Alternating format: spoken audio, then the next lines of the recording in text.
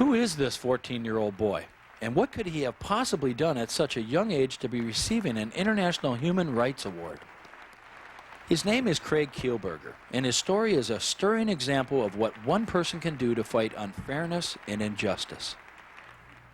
Over the past year, I've had the opportunity to travel through 5 countries in South Asia, and I've met many children who are suffering.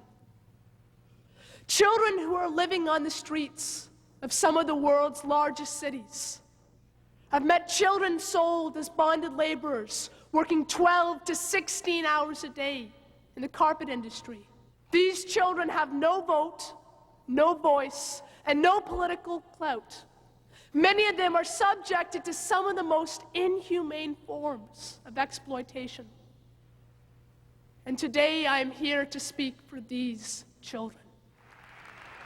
Craig's story began 2 years earlier when he read a newspaper article about a Pakistani boy named Iqbal Masih. Iqbal had been sold into slavery in the carpet industry at age 4 to pay off his family's $12 debt. When he was finally freed 6 years later, he began speaking out against the abuses of child labor. At the age of 12, he was murdered. I was also 12 years old at that point, and I had never heard about child labor. I did not know where Pakistan was on the world map, and I certainly knew nothing about the world in which millions of children my age work long hours in conditions approaching slavery each day. And my question is, are all children created equal?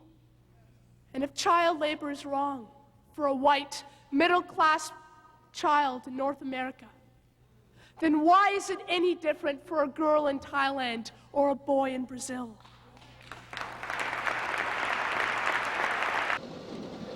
Giving speeches was one thing, but traveling to Asia was quite another. So how does a 12-year-old convince his parents to let him travel halfway around the world to investigate the abuses of child labor? For Craig, the key was Alam, a trusted friend of the family with relatives in Bangladesh. Alam agreed to serve as Craig's guide and guardian. He would also videotape the trip. We're heading in to go see a domestic servant now. In India, Craig found this young girl working 11 hours a day, pulling apart used hospital syringes for recycling. She used to go to school, but stopped because of the poverty in her family. It's quite dangerous if you prick yourself with the spread of so many diseases lately. I was literally in shock. She was wearing no shoes and no gloves. And the needle tips were uncovered. Yet she just considers it life. We had to leave before we could get out all of her questions because the person, our guide with us, says that if her boss sees us talking to us, he might hit her as he has done before. In Pakistan, Craig visited a brick kiln where poor families had borrowed small amounts of money from the kiln owner, and now their children work as bonded laborers to pay off the debt. These children make bricks 12 hours a day, 7 days a week, and never leave the kiln. The cost of their food and board is deducted from their tiny wages, so most of these children will work here their entire lives and never get out of debt. He does not know what a school is at all. Has he ever been off the brick kiln? No, he has never been outside. He's never been outside his complex. He lived outside his complex.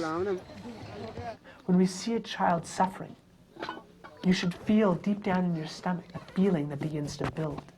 And once that happens, once our eyes are opened, that's when we're truly responsible to take action. Craig's trip to Asia and the media attention it got triggered a bombshell of activity. Free the Children chapters sprung up everywhere as thousands of kids were drawn into this international network of children helping children. And their impact is enormous. They send badly needed school supplies and health kits to children who are too poor to buy them. Through garage sales and car washes, they raise money for teacher salaries in schools that are otherwise too poor to hire them.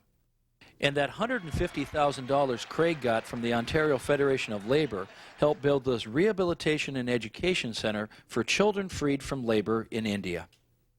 People will sometimes look at me and say, well, you know, you're only 13 years old. And well, 13-year-olds, they don't do these type of things. Later, they have done nothing. As young people, we are capable of doing more than simply watching TV, playing video games, hanging around malls. You know, don't get me wrong, I actually do these things, and I love doing them too. You know what, there's so much more on top of this that young people can do. You know, some of you may say, well, I can't do great things. Well, Mother Teresa once said that we could do no great things. We could only do small things with great love.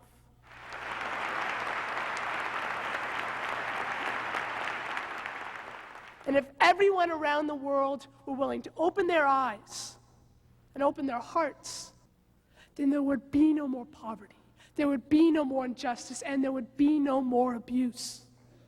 And that is the challenge which we all must face. Through your words and through your actions, set these children free. Thank you.